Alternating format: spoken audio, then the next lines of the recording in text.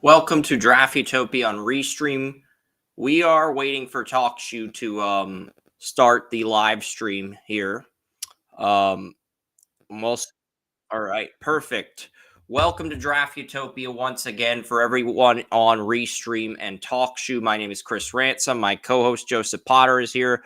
William Yannish will be joining us shortly whenever he gets his cable or whatever in order. And yeah, I got the notification. I got a new iPhone. It's been getting a lot of notifications, a lot more than I'd like. I'm not going to get into a rant on that. We got a lot to cover today. Quarterback rankings are out. That's what our audience came here for. The quarterback rankings. We'll also have a separate live stream for the Metropolitan Division preview, Week 3 predictions in the NFL, and the WNBA playoffs, which are set to start tomorrow. So you'll get all of that in the other stream. In this stream, it's strictly going to be NFL draft talk because I know that's what a majority of our audience comes here for is the draft talk. And then once we talk about the draft, some of our audience members tune out. And if that's your cup of tea, fine. We're here to provide draft content for you. All right. And that note, we are going to get straight into this. And instead of screen sharing my game recaps, I'm going to screen share the Davey O'Brien watch list that Wes Langley sent me. Because Wes and I do agree on one thing. We agree on this quarterback class. We don't think it's a terrible quarterback class, but we like the guys in the upcoming drafts more.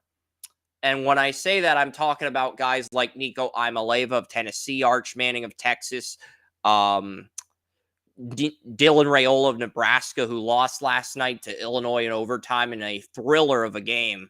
I mean, Joe, you've got to prioritize these games on Fox the way you prioritize the NFL, man. You are missing out on some amazing college football.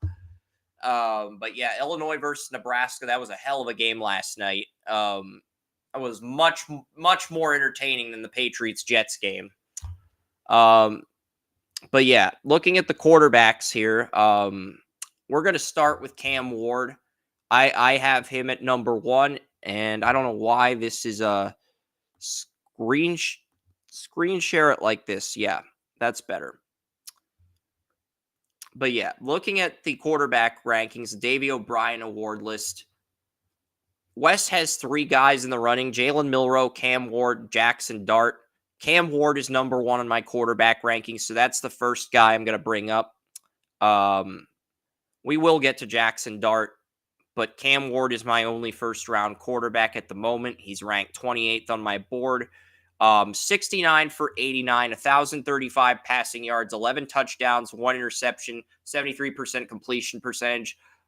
And despite Jackson Dart being number 1 in passing yards with Cam Ward at number 2, Ole Miss hasn't played anybody good, Joey, as far as strength of schedule goes. The Miami Hurricanes, they had a semi-impressive statement win over the Florida Gators, going into Gainesville and beating the Florida Gators in the opener.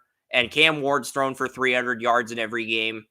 He's always had the arm and the accuracy and the footwork to be great. It's the progressions is the one thing he needed to fix. He had 2 in 2021, 3 in 22, 4 in 23, and now he's up to 5 in 24. So that was really the one thing he needed to clean up, and I feel like he's done a respectable job cleaning that up. And, I think NCAA gave him like an 89 rating when their new EA Sports game came out. He took that personally. He didn't get pissed off anybody, but he took that personally, and he's been able to use that as motivation this year. So I think right now Cam Ward would be the number 1 quarterback for me. It's not that Carson Beck isn't the guy. It's just I haven't seen that statement game, that game where he gets 300 yards and he dominates. I've seen that from Ward this year on a consistent basis. I've seen him go through multiple reads. And even though Beck may have a higher ceiling than Cam Ward, I think Cam Ward is closer to reaching his ceiling than Carson Beck. What do I mean by that? Let's say my floor grade for Cam Ward is 79, and my ceiling grade for him is 89. And let's say my floor grade for Carson Beck is a 73, and my ceiling grade's a 93, what I gave Jared Goff. I think it probably takes Beck 4 or 5 years to reach the level Jared Goff's at, even though Goff reached that level by his third year. I don't think he's as good of a prospect as Goff was coming out of Cal. I do like Beck, but I don't think he's as good as Goff was. Now, with Ward, I think he'll reach his ceiling by 2027, but you may just be getting a high end starter. Not a Pro Bowl QB, but a high end starter. He could be better than Kyler Murray. I think that's his ceiling, though. But we'll see. We'll see how he does in the NFL. He if Rayola Manning and Ivaleva were draft eligible, he'd be my QB4. Since none of them are draft eligible, Cam Ward is my QB1 by default. And this is the rare exception, Joey, where I will take a floor player over a ceiling player because I think the floors for every quarterback outside of Cam Ward are so low, it feels like you're getting a boomer bust this year. That's a big reason why I've faded the QB class. I'm not saying it's going to be terrible, but I think the odds of every guy outside of Ward reaching their ceiling, I think maybe only one of the guys that we've hyped up in this QB class ends up reaching that ceiling. You want to add to that?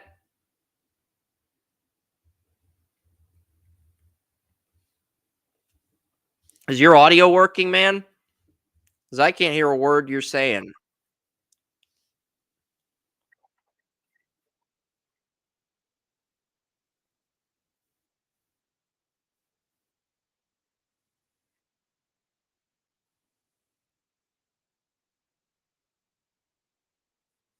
Yeah. And I think Cam Ward will reach his ceiling by 2027. I don't see a Pro Bowl QB, but I see a high end starter, and I think he'll reach his ceiling by 2027. With Beck, these other guys, I feel like it's going to be a 3 or 4 year period. But with Ward, I can confidently say I think he reached his ceiling by 2027. And if that's good enough for NFL teams, okay, take him in the top 5 if you need a quarterback. If you want a guy with a higher upside, maybe you wait a year. That's the trickiest thing about this draft right now. But the thing with Cam Ward, not only does he have more games with 300 yards than Carson Beck, he's younger than Beck. He's got a better arm than Beck. I've seen him run around in the pocket. I've seen him scramble more than Beck. Beck can scramble too, but I think Ward has better athleticism and can get more separation when scrambling. So all of these variables play into Cam Ward jumping Carson Beck as QB1. When you have that much working in your favor, I can't disregard it. I just can't. And that's not to say that Beck can't end up as QB1 by the end of the year, but I really didn't see the growth from Beck that I wanted to see at the beginning of the year. He did okay against Clemson.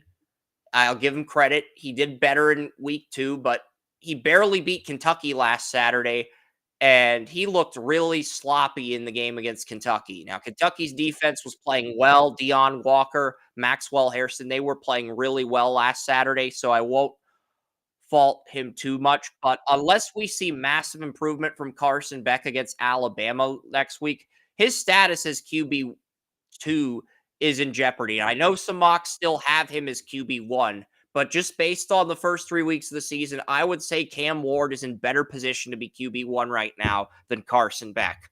That could change if Ward is a bad game, but right now, just based on what I've seen, I would go with Ward over Beck.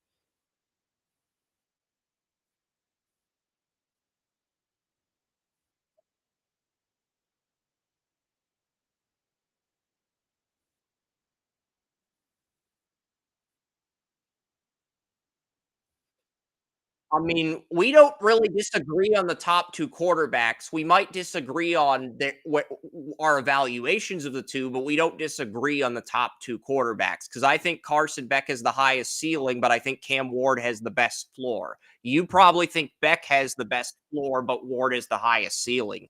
But it's very close. It's splitting hairs. It's not like we strongly disagree one way or the other.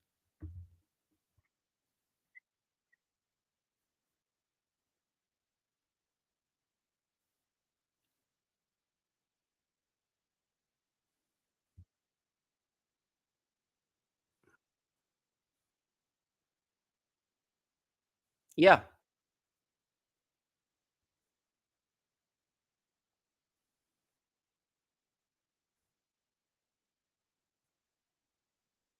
It's week 4 of the college football season, it's week 3 of the NFL season, but it does feel like week 2.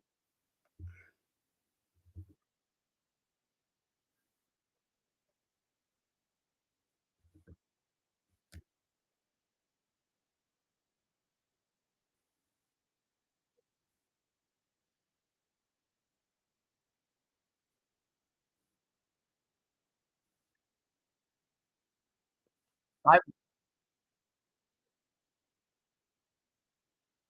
I've got Cam Ward at 28.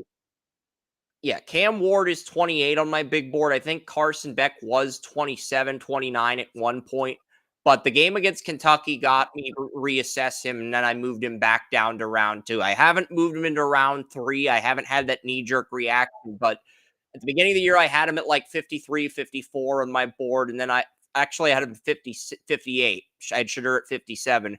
Then I moved him up to 29 after what I saw the first 2 weeks, and then I moved him back to 53. But I haven't seen enough to. And yes, this is a knee jerk reaction. I'm tweaking things.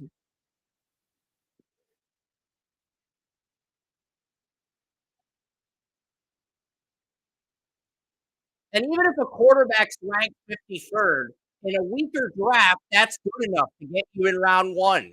In a weaker draft, being 53rd on the big board can still get you into round 1 in a weaker quarterback class. And I'm not saying this is a weaker class, but it does feel like there's less star power in this draft compared to the previous years in the 2020s decade. That's all.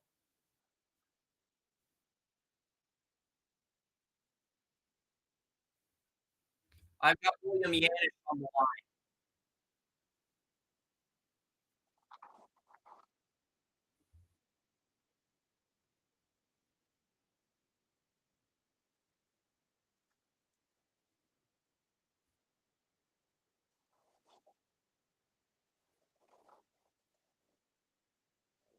What do you got going on here? It's true. You know, It's I true. gave Aaron Rodgers player of the game. When I did my Patriots Jets recap, I gave Aaron Rodgers player of the game. That might come as a surprise to you because Rodgers only had 281 passing yards, 19 rushing yards, 299 total yards. But here's the kicker, Joey. Aaron Rodgers went 6 for 6 on throws on the run, which is a stat that a lot of people in the media disregard that they shouldn't. He went 6 for 6 in throws on the run. He looked like the 25-year-old Aaron Rodgers. That's why I gave Rodgers player of the game. And you can respect that because that shows I watched the tape and I didn't just make a judgment based on the stats or the analytics.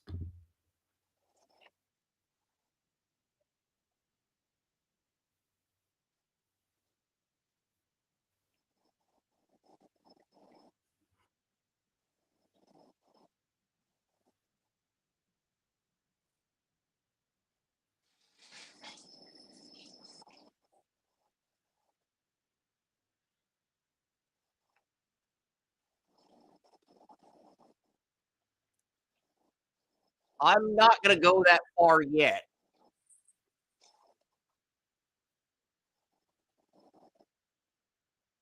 The stats are awful. You're not wrong. The stats are awful, but my standard for 300 yards still remains 300 total yards. It doesn't have to be 300 passing. You can get 250 passing and 50 rushing.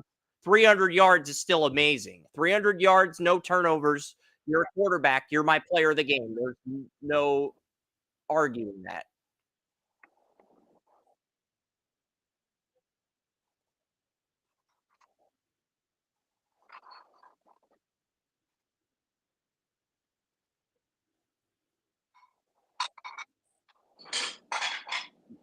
Okay.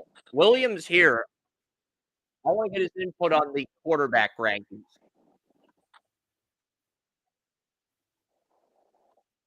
Yes, it does.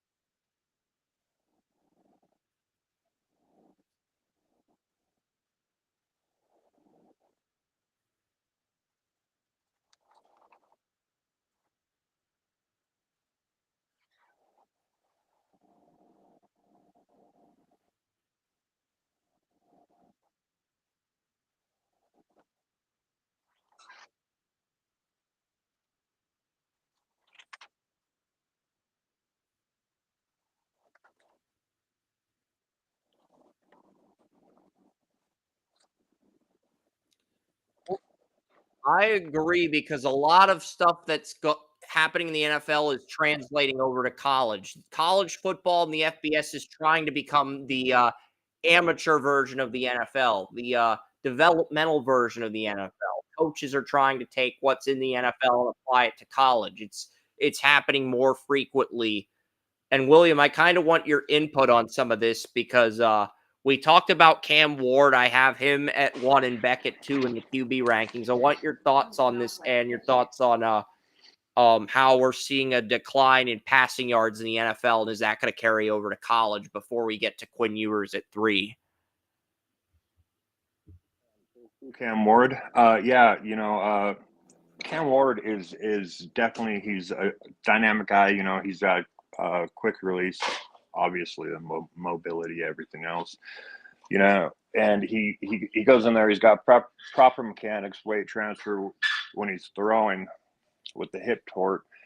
There's a little bit of a kick in his step, and for some reason, it when he releases at that time, it throws off his passes. And this is just technical stuff that I'm talking now. But no, Cam Ward at 1 is actually, I can see it. I can see it. I have him in the early second round between Quinn Ewers, Carson Beck. That's fair. I have him around 28 on my board, but he's the highest quarterback on my board. But I have him at 28 exactly at that spot. So we have Cam Ward in the similar draft range. I'm guessing he's in your top 50, but he's outside your top 32. Pretty much. And those picks I have, like when I say like 10 picks apart, that means just that's where I have them graded, like early first or early second round to late first round. I have a few quarterbacks in there. And after what I saw from Jalen Milroe this last weekend, watching him play, I mean, I was just in awe. I couldn't turn the TV off. Watching him, he has this little bounce in his step, and it he looks like a spring that that coils back and is about to just explode at any time, and he can.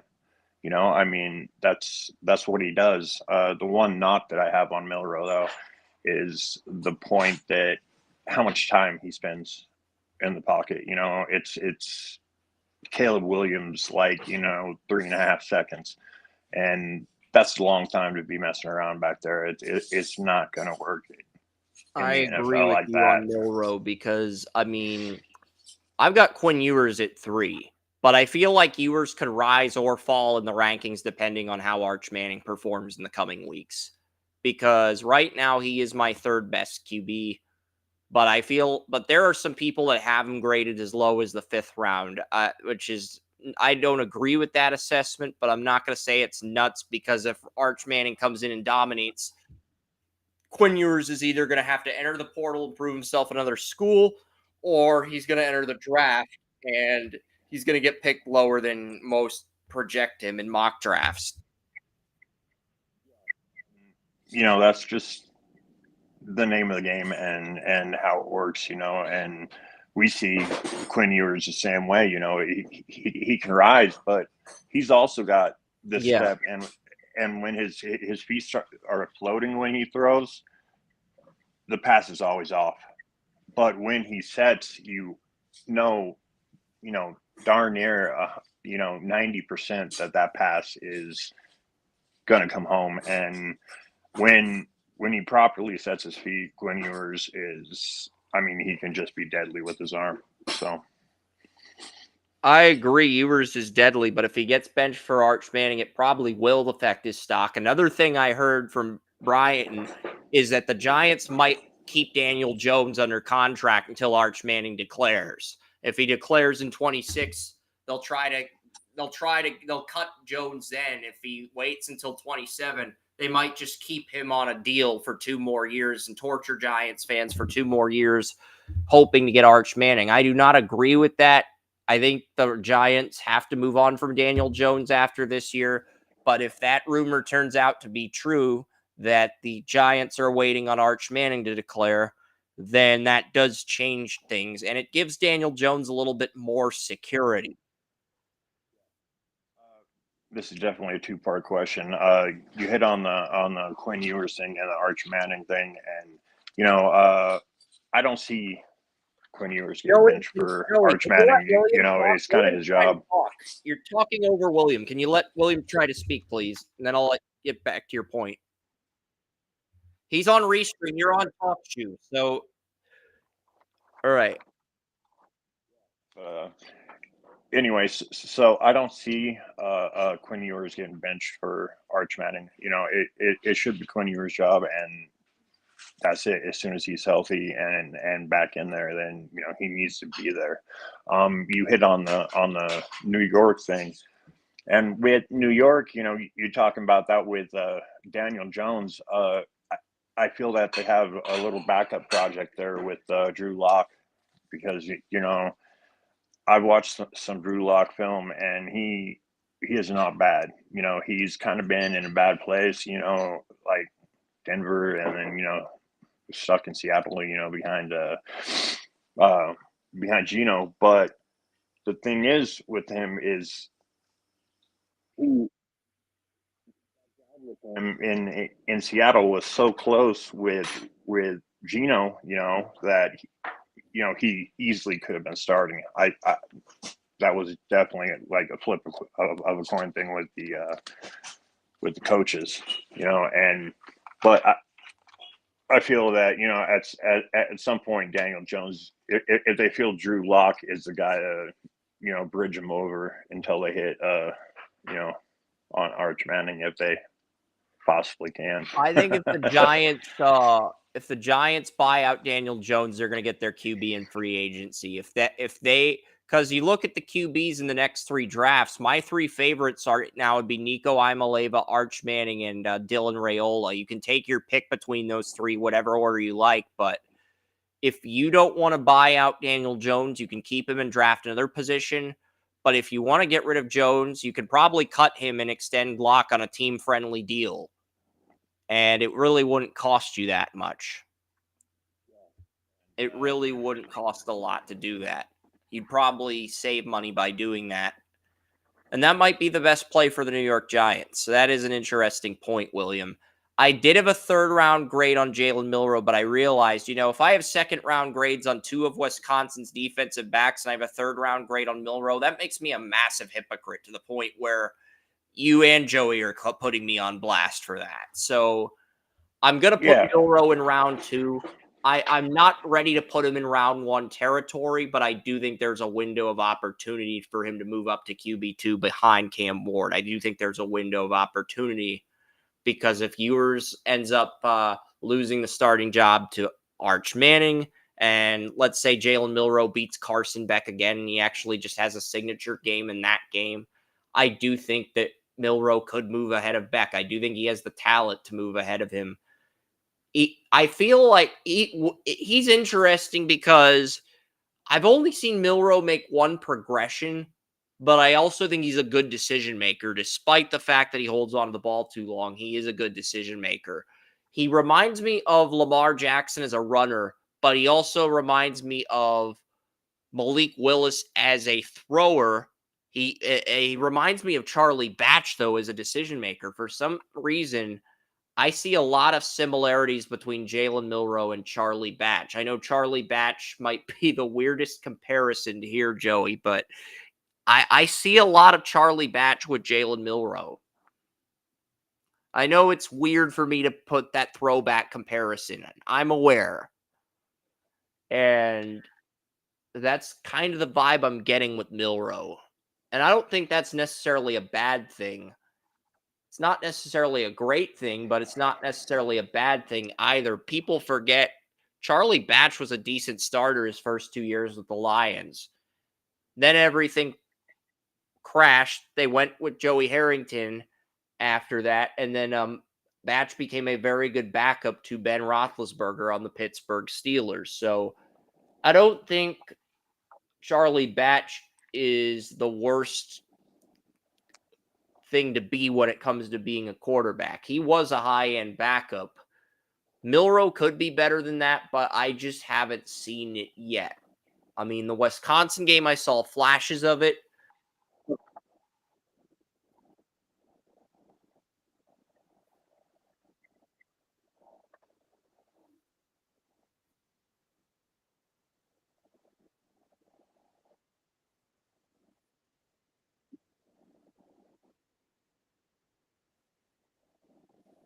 Yeah, I'm with you on the progression aspect of Milroe. A good majority of Milroe's throws, it's one progression. First guy he throws to, first guy he sees open, he throws him the ball, regardless of the coverages, regardless of the plays. That's kind of what I see with Milroe, but I also see a little bit of Charlie Batch in Milroe. I don't know if that's a good or a bad thing, but right now he is my QB4. I it's gonna be interesting though.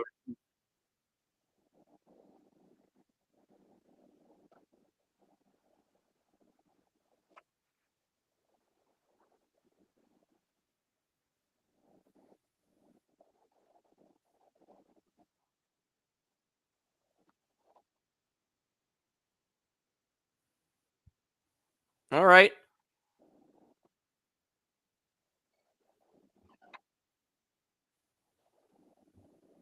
That's fair. I know William's going to disagree with you on take, but that's a fair take. I mean, to be fair, that's kind of the impression I came away with when watching the film heading in the year. Not much has really changed. Same with Beck. I mean, I like Beck, but I didn't see that growth or that leap that I thought I was going to see from him. But I do have Milroe in round two for now. I think round three is probably a more realistic projection for him, but until he loses, I'll put him in round two as that placeholder. Dylan Gabriel and Jackson Dart are my next two QBs on the list. We'll start with Dylan Gabriel out of Oregon. He's my QB5. I mocked him to Pittsburgh in round two. I didn't really like what I saw from Gabriel in. It's interesting is Dylan Gabriel isn't even on Wes's watch list, but whatever. I had Gabriel to Pittsburgh in round two ahead of Milroe in the summer. Um, I have him in round three because I thought he got off to a rusty start, but he kicked ass versus Oregon State. So if we see the Dylan Gabriel we saw versus Oregon State moving forward, he could easily play his way back into the second round, and he could potentially jump Jalen Milroe, maybe Quinn Ewers as well. I don't think he's QB2 material, but I think he could end up as QB3 if he puts everything together down the stretch. There's still a lot of football left to be played. I don't think Gabriel's taken himself out of day two, but I also haven't seen enough from him to where I'm sold on him as a first round prospect. And I had a fourth on Gabriel last year. So, I mean, and a lot of that was due to the fact that, he had a really good supporting cast at Oklahoma. I felt like, he could have been the guy, but we'll see. I know Williams not as high on Gabriel as I am. He probably is a day 3 grade on Gabriel, but this is what's interesting about this draft. It feels like after Cam Ward, Carson Beck, and Quinn Ewers, we are completely divided on the quarterback conversation as far as debates go, Joey and William. I feel like we're divided on where these guys are ranked.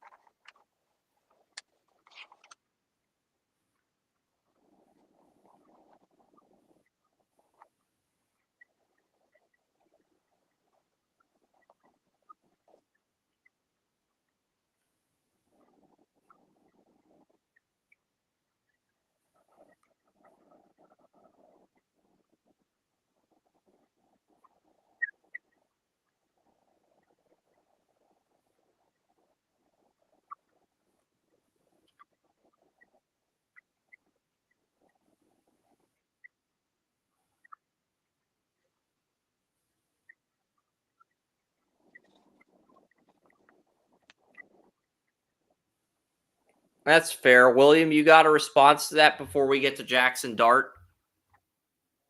The thing with Dylan Gabriel is I just don't see, I see scattershot accuracy. I see a lot of things. I see a weaker arm compared to these other guys. And, I mean, he's been in college for a long time, and I have a hard time seeing him translating to the NFL. I see him running, that offense well there, but what, you know, I've already seen this season, it's been, still kind of up and down from what I'm looking at. And when we start getting into these next quarterbacks, it's not like it was, a few years back when the juniors, and stuff would declare because nil and everything else, and Baron Morton, I really don't know unless he sees a weaker quarterback class, something where he could move up, if he would come out. Well, my He's QB6 could be the wild card of this draft. My QB6, my QB6 is not Shadur Sanders, who I have at 7. It's Jackson Dart out of Ole Miss. Jackson Dart leads the country in passing yards right now.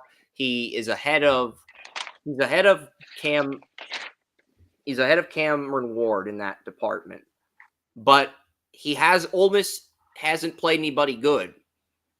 I mean, 8 touchdowns, 1 interception. He's completed 83% of his throws, but most of Ole Miss's opponents have been weaker opponents. That's the issue I have right now. I mean, Ole Miss has played 3 teams. They played Furman, Middle Tennessee, and Wake Forest. That's it. And the Wake Forest win on the road was a okay win, but it wasn't a good win. It wasn't a standout win. Wake Forest is not the Wake Forest team we saw a few years ago. Is this guy the guy, or is this guy just a better version of Matt Corral? That's what I got to see. I want to see him play this way against quality SEC teams. I think there is a window of opportunity for Jackson Dart to move into the first round. Heck, he might even be the Joe Burrow of this year's draft. I don't think he'll be as good as Burrow, but, it's wide open in 2025 right now. If Jackson Dart, let's say Jackson Dart beats Georgia, he's QB1 at that point.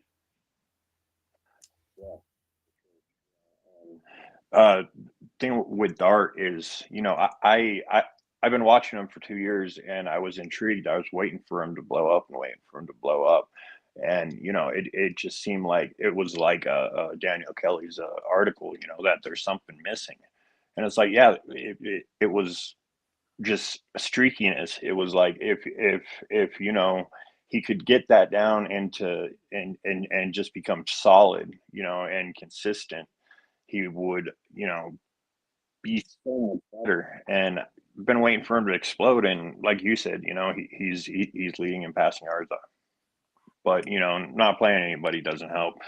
but he's still done well, in game. He almost beat out Alabama 2 years ago. Of course, last year it didn't work out that way, but it was just one of those things in a streaky. And I thought, he was going to miss Kenshawn Junkins, like a lot, but he's definitely doing his thing so far this year. And I definitely want to get on some film and check him out again, after a few games and see if I feel that he has that in him, to move him up because I've got him in the third round right now, and he's definitely one that can move up. So because I feel like with you, Dart, there's a window of opportunity there. But I also feel like outside of Cam Ward, nobody's really sees that window of opportunity to assert themselves as a first round quarterback. That is one of the most frustrating things about this draft cycle right now. But we've only seen a quarter of the college football season. There's still 3 quarters left to go. So there's a lot of time left. But I feel like the 6 or 7 guys we've mentioned, 6 guys we've mentioned, 7th guy is Shedeur Sanders, but the 6 guys we've mentioned and Shedeur, those are the guys who have the best chance of getting picked in day 2. And then there's a few wild cards that could be risers, but if those guys don't step up, after that, it's pretty much a watered down class. yeah, and you said it right there, talking about asserting themselves as a first round pick, and that's what I'm waiting to see from all these guys. It's like that's what I've been waiting for, and that's why there's this clog of them right there, and the end of first round, second round, beginning of third. There's just a whole bunch right there, and just waiting for one of them to blow up. Yeah, it's disappointing that nobody's really taken this draft class and grabbed it by the horns. I feel like Ward's done that, but we've only seen Ward play 3 teams, and the toughest opponent he played was a winless Florida team. So I'm still waiting to see if Ward can continue this trajectory. He is the Heisman favorite as of right now. If he wins the Heisman and he leads Miami to a perfect season, that'll be enough for me to say, okay, this is the QB1, barring injuries. This is the QB1, but it does feel like a weaker class in that respect. I have Shedeur Sanders at 7. It's possible Shedeur moves up, but I think Shedeur, 999 yards. Really, I forgot to put a freaking hyphen in. Yeah, even I thought I double checked this and made sure all my talking points were there, but I forgot to put a hyphen after 85 for 121. So it says 85,121. That makes no sense. There's no way Shadeur's thrown the ball that many times, even in Pee Wee football. If you take all the passing attempts for Pee Wee football all the way up to Jackson State and Colorado, I'm guessing it's under 85,121 attempts. That would probably be, I guess, how many times, Maybe it's in the 20 or he's 30,000 range. I don't know. It's how many times his lips do this. That's fair. Shedeur feels like the wild card of this draft. I've kind of faded on him because I feel like he's a 5-year project. Joey described Dylan Gabriel as a 5-year project. That's kind of how I feel about Shedeur. He has the arm, the progressions. He has a lot of traits you want, but from an attitude and mental makeup perspective, I feel like he's a high ceiling guy, but I also feel like he's got the lowest floor of anybody in the top 7. He might have the highest ceiling, but he also has the lowest floor. And that alone makes him a risk. I mean, if you're a 5-year project, you're really in today's NFL, a 5-year project will not cut it. I mean, yeah, Shedeur could be a stud by 2029 if he goes the right team, he puts everything together, he develops correctly. I think he could be a perfect successor to Deshaun Watson and the Browns if they don't think Dorian Thompson-Robinson could be a future starter. But if he goes to any other team and he doesn't get that opportunity to develop, I don't think Shadur Sanders is going to be anything more than a backup, maybe a third stringer. I wouldn't even be if he doesn't develop at all in the pros. Maybe he's a warm body. I don't want to believe that, but Yeah, and his name has a lot to do with it too. I mean, looking at him and talking, he's got all this physical talent, but people are going to expect him to come please, into the one at a NFL and time. kick ass. Sorry.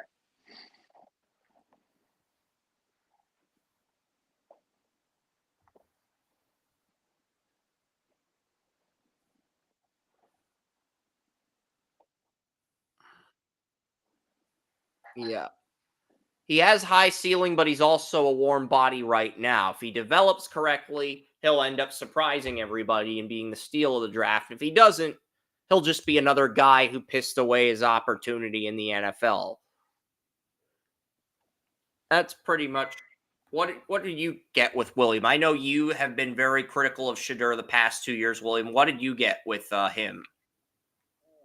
He has exactly what you're talking about. He does the right things, but it's the thing he needs to mature and needs to come down to earth. And I don't know if he can do that with who his father is and that name he has. And I don't want to keep hitting on that, but that's what's going to be expected of him. It's going to be expected of him to come in the NFL and be there from the start. It's going to be like the name Tebow or something like that. There's going to be fans chanting, for him to be starting no matter where he is in his development. And I feel the one thing is, like you said, he just needs to chill out, and he needs to needs to get to work and get this done, because it's it's not guaranteed that he's going to be there. And he it's that entitlement thing that's going to kill him. And if this kid didn't have that name, The I, I thing I that mean, people would scares say me with about him. Shadur is he could be the Jalen Hurts of this draft if he grows up, but he could also be the Jameis Winston or Johnny Manziel of this draft if he continues with the attitude he's got. That's what scares me about Shadur.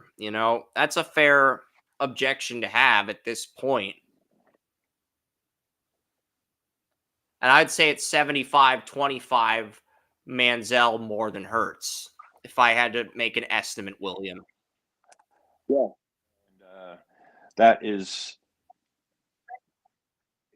exactly about what it is. And he just, I don't know. It's nothing is guaranteed, and getting to work and getting coming down to earth and getting to work, That's is fair. and coming into the Browns, that would be a really interesting thing. I mean, they have a ton of talent up there, but they haven't put it together. It's one of those teams, that keeps putting talent, keeps putting talent, keeps putting talent, but nothing happens. They've had a pretty solid defense over the last 10 years. Yeah. And they just haven't come out on the offense, haven't put it together. And that's exactly what they need. And DTR was a 5-year project in college. But he's still an erratic quarterback, but he is a good quarterback. He has that potential. He can do those things, but he gets moving too fast, and it's like it's just too much sometimes for him. But I feel that he can be an NFL quarterback, and I'd like to see him develop into that. I had him with, I think, third round grade. And that was about fair as a backup, kind of developmental kind of guy. So, Yep. and when Sanders comes in, like I said, fans are going to be screaming for him and everything else. And it's a good story and everything, but it's kind of wearing on some fans' nerves too.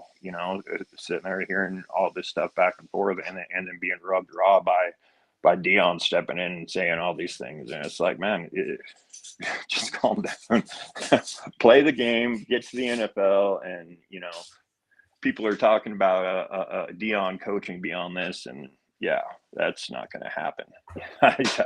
Once his sons are gone, I feel Dion's going to go back to working for whoever as an analyst, like before. So I feel like he's going to go to Florida State as a defensive coach, whether it's a defensive backs coach or a defensive coordinator under Mike Norvell. And that might actually be good for Dion because it would allow him to grow as a coach. And if he does well there, he'd get another opportunity down the road. That might be what he needs to do. that right there, because that would put some stuff on its table, to be going back to Florida State, and I would like to see that actually. Because he wouldn't have all the pressure he has on him now as a coach, and he'd actually grow and mature a little bit from a coaching perspective if he went to a school like Florida State as a defensive coordinator and he takes some pressure off of Norvell. So I think that'd be a good fit. I don't know if he'd be willing to do that, but, I could definitely see him doing that at some point. But, looking at this draft, I have 2 4th-rounders. My QB 8 and QB 9 are Jalen Daniels and Kadon Salter. I mean, Jalen Daniels, he had a chance to enter day 2 at the beginning of the year, but he's been very underwhelming so far to the point where he's played himself out of day 1. I do have Kadon Salter in day 2 and day 3 right now, but he could end up being a 7th round UDFA quarterback at Liberty. And then my QB 10 is Miller Moss. I have him in he's my final round 4 guy. I might be too low on Miller Moss, but if he dominates against Michigan today, I'm prepared to move him up to QB 8. I'm prepared to because I think he'll be within striking distance of Shadur for that QB 7 spot. He may end up jumping Shadur and playing his way into day 2 because Miller Moss has had a surprisingly good start as the replacement to Caleb Williams at USC. Hasn't lost yet. So we'll see what he does. But I mean, after Shadur at 7, it does feel like there's a big drop-off in this class. And it's a question of, do you have confidence in Daniels, Kadon Salter, or Miller Moss to be the guy if either of them makes it to the 4th round? Do you have any confidence in those guys' ability to develop? I mean, we'll see. It's not a great group.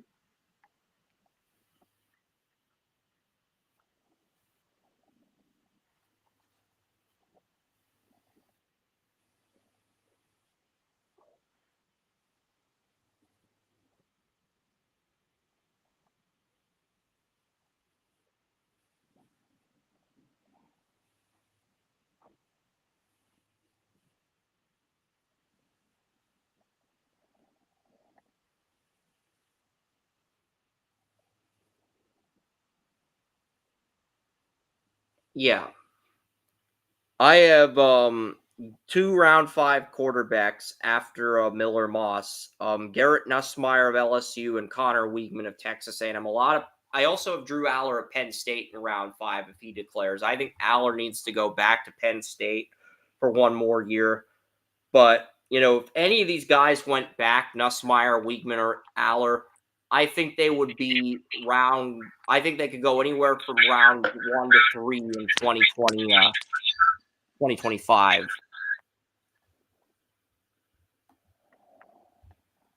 It just depends on how they develop. If any of those 3 went back, I know you have a round 1 grade on Nussmeier, William.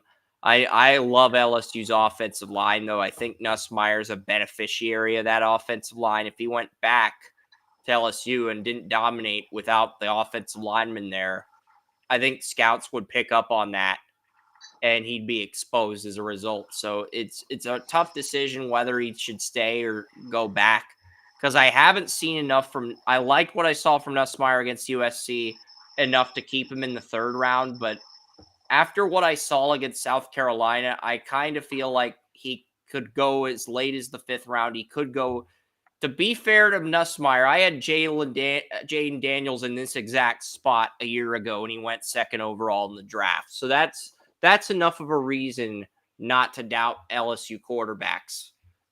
So I'm gonna just leave it at that. Do you have anything you want to say about Nussmeyer, Wiegman, or Aller?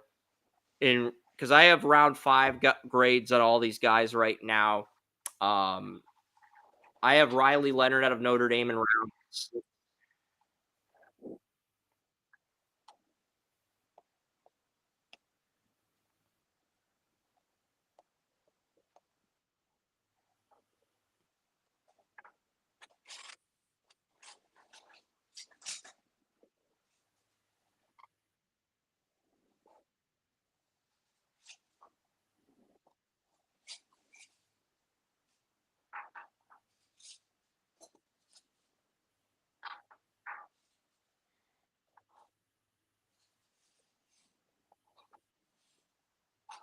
Yeah,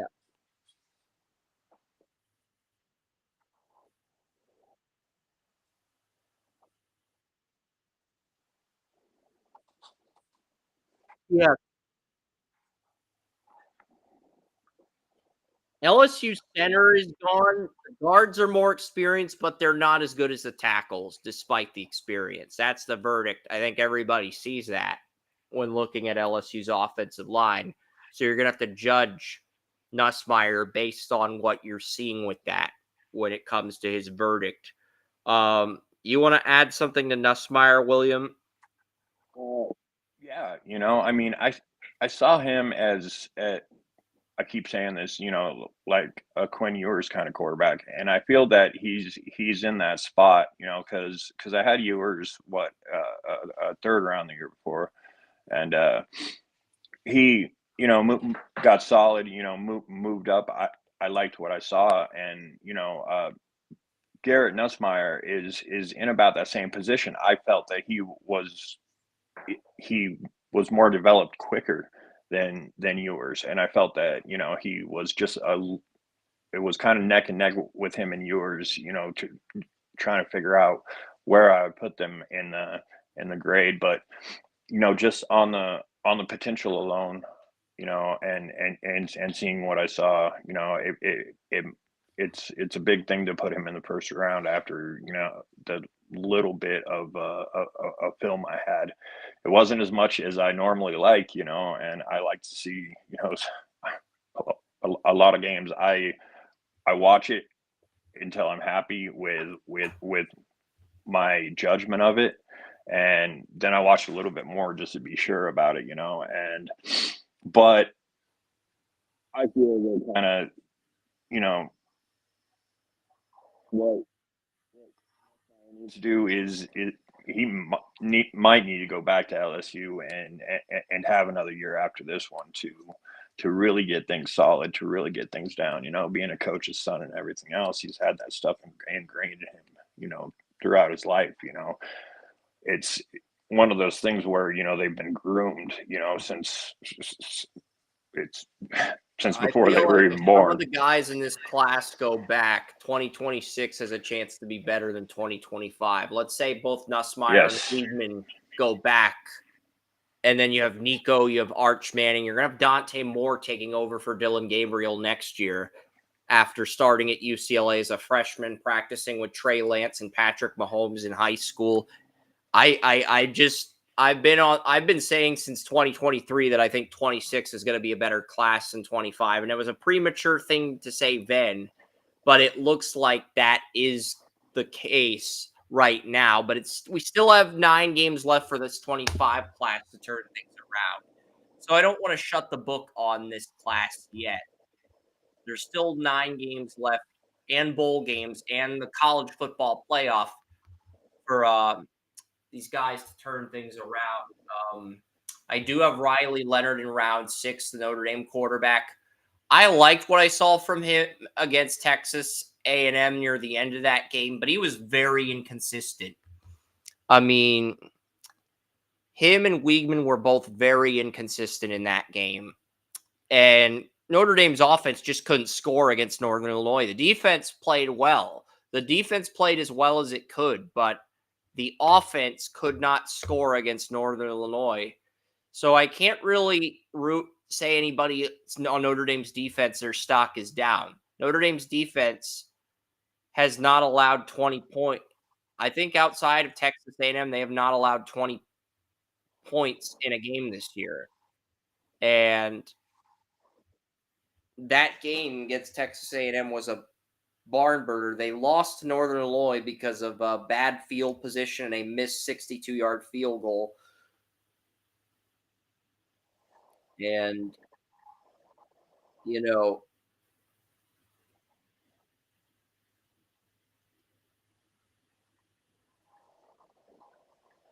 it's interesting because I think we're in a position here where Riley Leonard could be great as a backup, but I also feel like, Riley Leonard, Will Howard. I have around sixth grade on Riley Leonard, around seventh grade on Will Howard.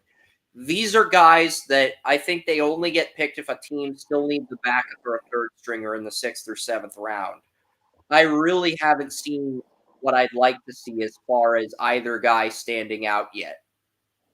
But I'm not giving up on either player. You got anything you want to say about those two? Because those are the only 15 in my rankings right now. I will go through Wes's Davy O'Brien award list. I'll read through it and see if there's any sleepers or guys we missed. Because we did a lot of scouting. I went through the top 57 in Phil Steele's magazine. I went through the Pro Football Network simulator. And I went through those things and I went through Wes's Davy O'Brien list to determine who the top 15 quarterbacks are. And this is the verdict I got. This was the final product I got. I'm sure things will change, but it's good that Wes is coming out with these lists for all the college football awards because if an underclassman goes back, we can take another guy who's a senior and just put them on the list and reload the list when it happens. So it's next man up at the position. I would say there's about two above average starters and maybe 5 starters out of 15 in this class. There might be 8 to 10 guys with potential to develop into starters, but I honestly think I honestly only see 5 guys developing into starters because I think the floors, even though there's a lot of high ceiling guys, the floors for the quarterbacks this year compared to previous years feel so much lower to the point where I think it weakens the class to a degree. Doesn't weaken the entire class, but I feel like that does make this a weaker quarterback draft. It's not a horrible draft, but I do think it's a weaker draft compared to previous years.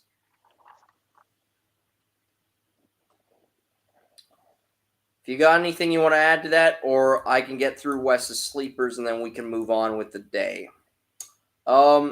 First sleeper on this list is Joey Aguilar of Appalachian State. 964 passing yards, 5 touchdowns, 2 interceptions, only a 57.6 completion percentage. That completion percentage is lackluster, but everything else looks promising. Drew Aller, Rocco Becht out of Iowa State made Wes's watch list. I told William about some of the guys on this watch list when we recorded Under the Bleachers on Wednesday night. Byram Brown, South Florida. Brady Cook, Missouri. Kyron Drones, Virginia Tech. Noah Fafita, we saw him against Kansas State. TJ Finley of Western Kentucky. Brett Gabbert, Blaine Gabbert's younger brother. Seth Hennigan, Garrett Green, KJ Jefferson, Miley Keene, Haynes King, 6 touchdowns, 1 interception. Cade Klubnik's on this list. Grayson McCall is on this list. I think Klubnik's going to end up going back. Kyle McCord's on this list. Jordan McLeod, the Texas State quarterback, is on this list. Graham Mertz is on this list. I don't think he's going to get drafted. Will Rogers is on this list. Preston Stone, DJ Ugalele. I'm not sure why Ugalele's still in the Davy O'Brien Award conversation. Same with Mertz, but I appreciate Wes taking the time to list these players, and Jacob Zeno from Alabama Birmingham.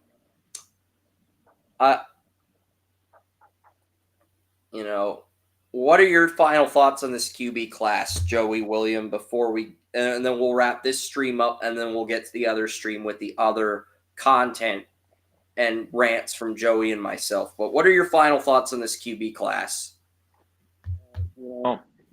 I like Noah Fafita, but he just had what, like 8 games last year or something like that, and uh,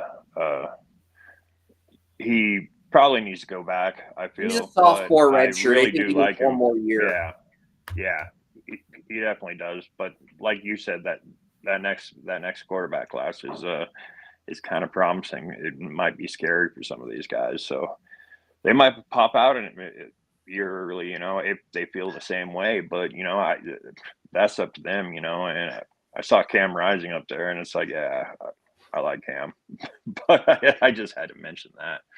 Uh, that's about it, man. The quarterbacks I've seen, between like Mertz and McCord and Van Dyke and these other ones. I mean, I don't have anything to be excited about, watching them, and that included Riley Leonard.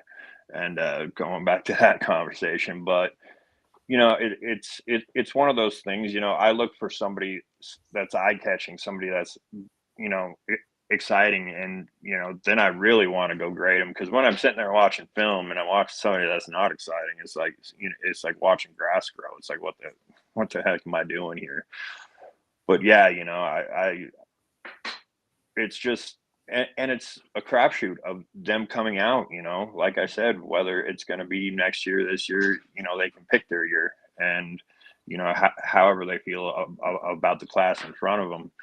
And I'm surprised so many tried to come out last year because of all the hype and stuff that was behind some of those quarterbacks. But that's about it, man. Yeah, I'm with you, William. Next week we will preview the running backs. I do have a list of 20 already and there are two MAC running backs at the end of that list. I also have two running backs with first round grades. I only have one QB with a first round grade at the moment, Cam Ward, but I've got two running backs with first round grades, Ashton Jeanty of Boise State and Ole Gordon, the fourth out of Oklahoma State. Ole Gordon hasn't had a 100-yard game. I don't think he's as consistent as Jeanty, but I do think his ceiling could be higher. His floor is significantly lower than Jeanty's from what I've seen on tape. But, maybe today is Ole Gordon's breakout game against Utah, with Utah coming to face Oklahoma State this afternoon. It's possible that today, but yeah. Joey, what are your final thoughts on this QB group before we talk about some of the more interesting topics?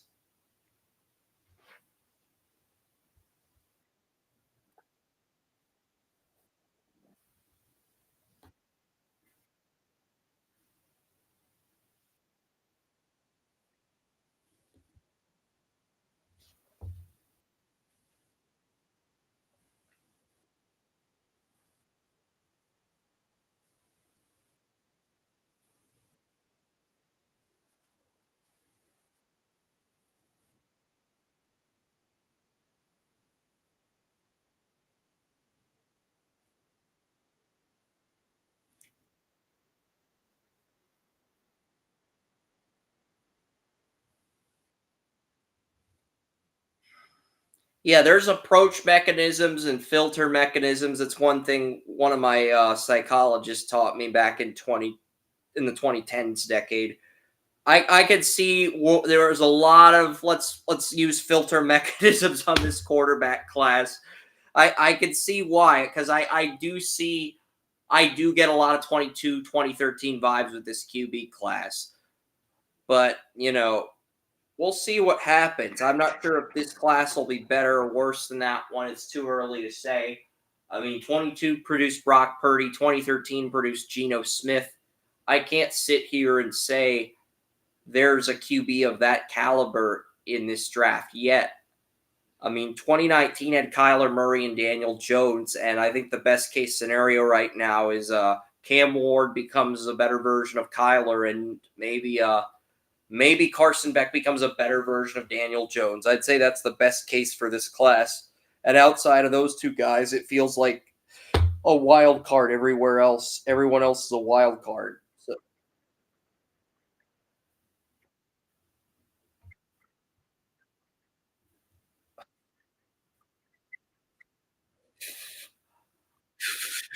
I said he was a better version of Daniel Jones. I didn't say he was a worse version. I said he's a better version. That's not a curse.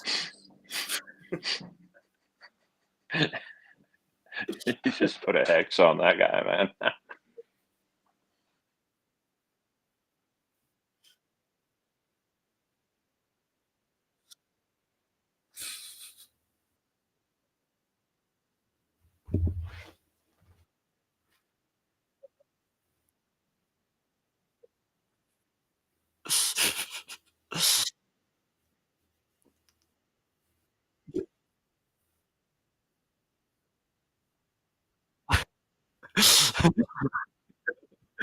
So Joey, just if you were the head coach of the New York Giants, just off the record, you would bench Daniel Jones for a Mr. Potato Head. Just off the record.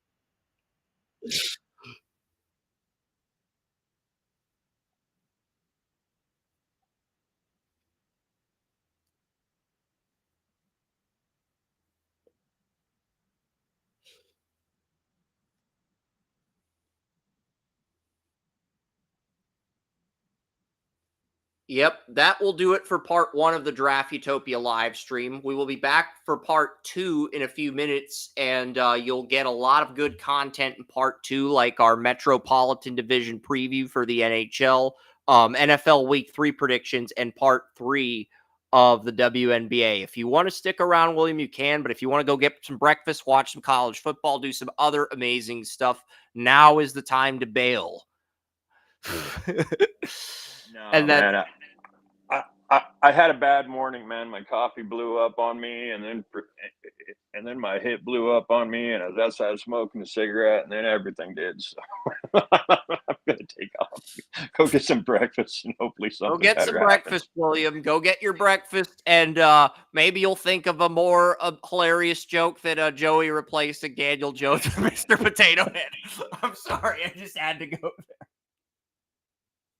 What's wrong with what's wrong in New York, man? I mean, they got Brian Table, they've got Daniel Jones, and they can run it, but they're not doing it. So there's something wrong up there. But Yeah. other than that, man, yeah. Anybody watching?